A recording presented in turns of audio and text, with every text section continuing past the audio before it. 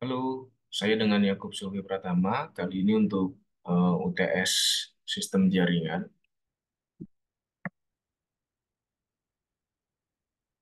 eh, diminta untuk menjelaskan tentang materi rangkuman dari sesi 1 sampai dengan sesi 7. Berikut adalah hasil rangkumannya. Di sesi 1, eh, saya mempresentasikan untuk garis besarnya saja untuk mempersingkat waktu. Sesi 1 adalah ada poin definisi jaringan. Kemudian ada poin keuntungan jaringan, jenis jaringan, klasifikasi jaringan di bawah kontrol komputer, lalu ada manajemen data dan jaringan, selanjutnya ada sejarah singkat perkembangan web.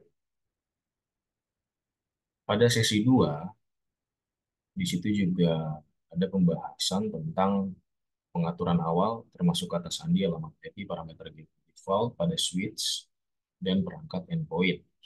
Beberapa poin yang sudah saya rangkum. Ada satu sistem operasi Cisco iOS, kemudian ada dua GUI dan Jelly command line base, lalu tiga ada akses Cisco iOS, konsol, SSH dan lain-lain, navigasi iOS, selanjutnya adalah struktur perintah atau command, kemudian ada fungsi bantuan iOS, bantuan konteks pemeriksaan sintaks perintah, kemudian ada pengaturan perangkat dasar, dan nomor 8 ada port dan alamat atau address. Selanjutnya yang 9, konfigurasi alamat IP secara manual atau menggunakan DHCP untuk menetapkan IP secara otomatis pada perangkat endpoint. Selanjutnya di sesi 3, di sini juga saya mengambil garis besar, deskripsinya sudah ada di sini, saya mempresentasikan poin-poinnya saja.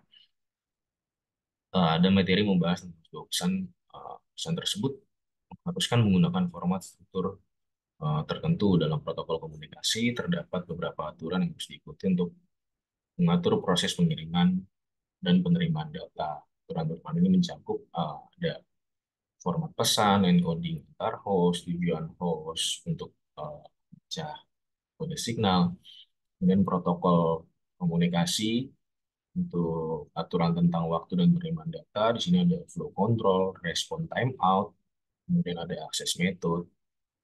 Untuk protokol suite di sini ada internet protokol suite TCP/IP, ada Open System Interkoneksi OSI protokol, kemudian ada AppleTalk, ada Novel Network, kemudian bagian TCP/IP protokol switch-nya ini juga mencakup tentang TCP, kemudian IP, Ethernet.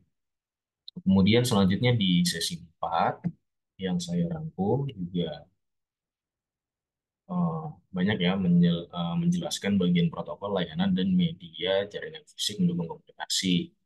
Di sini ada beberapa karakteristik layer, yaitu ada tujuan layer fisik dengan deskripsinya sebagai berikut. Kemudian ada karakteristik layer fisik, di mana signalin metode di situ ada bit ya 1 dan 0. Kemudian ada karakteristik layer fisik untuk bandwidth, transmisi dalam satuan detik, ada byte per second, ada kilobit per second, megabyte per second, gigabyte per second, terabyte per second. Kemudian ada karakteristik layer fisik latensi dan throughput. Kemudian ada kabel tembaga, karakteristik kabel tembaga, kemudian jenis-jenis kabel tembaga. Kemudian ada UTP cabling, sifat UTP cabling. UTP cabling untuk standar dan konektor UTP cabling, yaitu dengan konektor RJ45. Kemudian ada kabel serat optik, sifat-sifat kabel serat optik. Kemudian ada jenis media serat optik itu sendiri. Kemudian ada media nirkabel, sifat-sifat media nirkabel. Kemudian ada jenis-jenis media nirkabel. Ada media nirkabel untuk wireless LAN, itu untuk akses point atau WLAN. Selanjutnya di sesi 5 yang saya catat atau rangkum, di sini ada IP addressing versi 4 dan subnetting, dimulai dari tujuan untuk menentukan jumlah host, jaringan, segmentasi alamat. jaringan dan memberikan alamat jaringan pada host, yaitu tujuan hasilnya adalah mengidentifikasi sensor pada jaringan, membuat alamat jaringan pada perangkat jaringan, mendokumentasi pengelamatan jaringan. Pengelamatan jaringan IP address versi 4 juga dibagi dua, yaitu ada private address dan special address. Kemudian ada flashful addressing, ada flashless addressing, yang kita sebut dengan seeder. Dan ada penerapan IP address, itu juga ada dua, ada static address, kemudian ada dynamic address. Selanjutnya ada alamat network address, host, dan ban. Di sini juga sudah dijelaskan. Kemudian ada pembentukan subnetting, ada contoh subnetting, penggunaan subnetting, kelebihan subnetting, kekurangan subnetting. Pada sesi 6 juga saya mencatat ada garis besarnya saja, di mana ada konsep dasar Ethernet dan switch, lalu ada ARP table, perbedaan hub dan switch, tipe switch, pemilihan penempatan perangkat jaringan, ada deskripsinya, kemudian ada pengujian switch, mencangkup langkah-langkahnya, praktek pemasangan switch, uh, untuk menyiapkan kabelan antar switch motor IP untuk pengujian konektivitas untuk komputer. Kemudian selanjutnya yang terakhir adalah sesi 7, di sana ada overview tentang jaringan nirkabel. Mana jaringan nirkabel ini ada beberapa ya, mulai dari Bluetooth, satelit, dan wireless, LAN, atau WLAN kita sebutnya, juga bisa dengan Wi-Fi. Kemudian ada standar spesifikasinya untuk Wi-Fi sebagai berikut, dengan rincian standarnya sebagai berikut.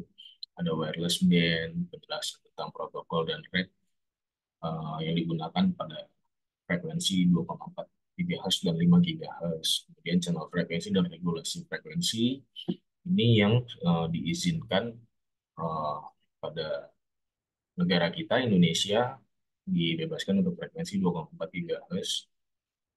Topologi jaringan nirkabel, di mana di situ ada infrastruktur dan network.